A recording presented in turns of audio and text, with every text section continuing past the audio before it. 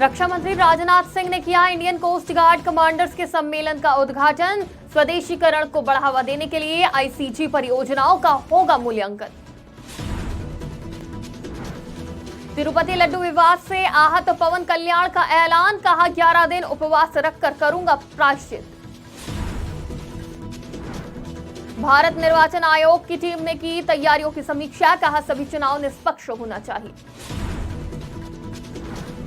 भाई बहन की शतरंज जोड़ी का चेन्नई एयरपोर्ट पर हुआ स्वागत, गोल्डन प्लेयर्स ने ली एंट्री।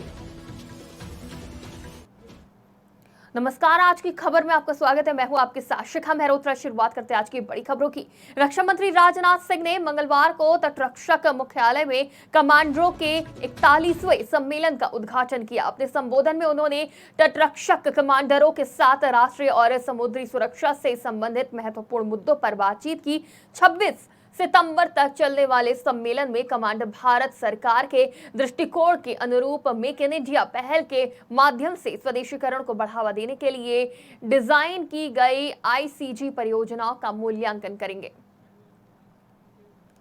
आंध्र प्रदेश के उप मुख्यमंत्री पवन कल्याण ने शनिवार को घोषणा की कि वो तिरुमाला लड्डू प्रसादम को कथित रूप से अपवित्र करने का जो मामला सामने आया है उसका प्रायश्चित करेंगे। इसके लिए वो गुंटूर जिले के नंबूर में श्री दशावतार वेंकटेश्वर स्वामी मंदिर में 22 सितंबर से 11 दिवसीय प्रायश्चित दीक्षा लेंगे। उन्होंने तिरुपति लड्डू प्रसादम के कथित अपमान पर गहरा दुख व्यक्त किया। पवन कल्याण ने कहा कि पूर्ववर्ती जगनमोहन रेड्डी की सरकार के दौरान हुई इस घटना से वो आहत महसूस कर रहे हैं।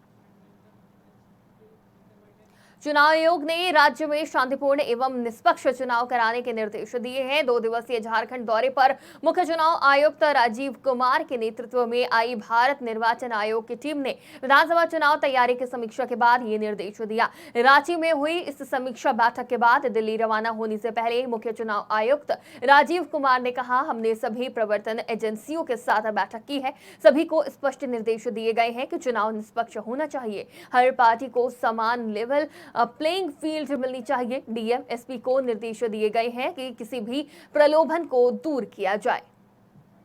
अभी एनफोर्समेंट एजेंसीज के साथ मीटिंग की, डीसी एसपी के साथ मीटिंग की। सबको ये बहुत ही स्पष्ट निर्देश दिए गए हैं, बहुत ही स्पष्ट निर्देश दिए गए हैं कि पूरा इलेक्शन जो है फ्री, फेयर और इंड्यूसमेंट फ्री होना चाहिए। सभी पार्टीज को लेवल प्लेइंग फील्ड मिलनी चाहिए।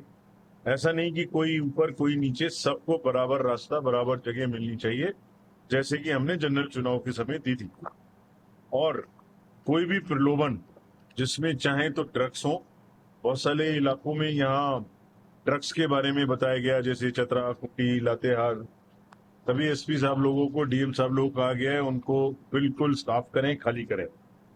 इसी प्रकार से जो बॉर्डर्स हैं उन बॉर्डर्स को सील करेंगे, उनमें टीम्स बैठाएंगे। कोई भी अगल बगल के किसी भी राज्य से किसी भी प्रकार का कोई डिस्टर्बेंस यहाँ नहीं होना चाहिए, ऐसी उनको ताकीद की गई है। और अभी कर्नाटक के मुख्यमंत्री सिद्धारमैया को हाई कोर्ट से झटका लगा है। मूडा यानी कि मैसूर शहरी विकास प्राधिकरण मामले में अदालत ने उनकी याचिका खारिज कर दी है। वहीं अब कथित मूडा घोटाले में शिकायतकर्ता टीजे अब्राहम ने कहा, भ्रष्टाचार विरोधी आंदोलन को बहुत बढ़ावा मिला है। मुझे यकीन है कि इस निष्कर्ष पर पहुंचने के लिए न्यायाधीश ने पूरे देश में विभिन्न निर्णयों में काफी दूर तक यात्रा की है। ये एक शानदार आदेश है, हम इसके लिए तैयार थे। कर्नाटक के मुख्यमंत्री डीके शिव कुमार ने कहा, मुख्यमंत्री द्वारा इस्तीफा देने का कोई सवाल ही नहीं है।